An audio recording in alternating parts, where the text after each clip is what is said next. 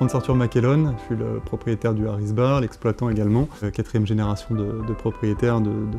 cette affaire familiale, plus ancien bar à cocktail d'Europe, qui a été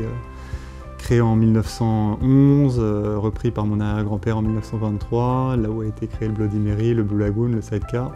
avec déjà un aspect de voyage, parce que le bar lui-même a voyagé, il a été démonté à New York et remonté à Paris, juste avant la Prohibition. On a pour coutume de dire que notre établissement est traditionnellement inventif, on s'inscrit dans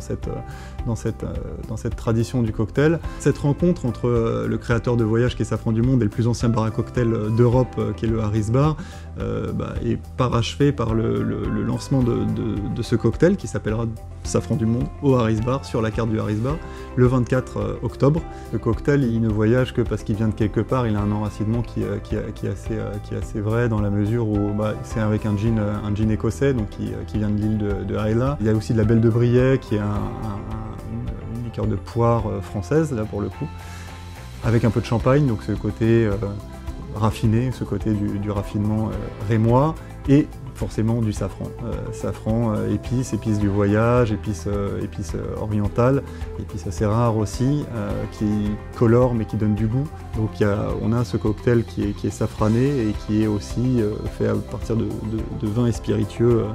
européens. Le raffinement du safran, il intervient aussi parce que ça nous évoque. On a plus l'habitude de le retrouver dans la cuisine que dans le cocktail, donc forcément toute personne a goûté du safran, que ce soit dans la cuisine iranienne, indienne, enfin c'est vraiment quelque chose qui évoque tout de suite le voyage. On a tout de suite des notes de tête au nez de safran qui nous arrivent et qui n'écrasent absolument pas le reste des saveurs portées par le gin, la poire et le champagne. On a vraiment voulu que les passagers de Safran du Monde aient accès, par ce cocktail, à des produits un peu niche, qu'on trouve surtout dans des bars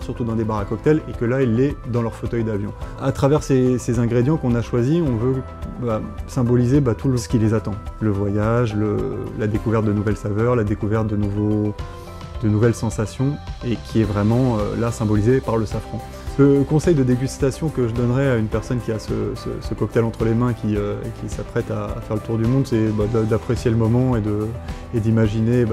ce qu'il attend, de penser vraiment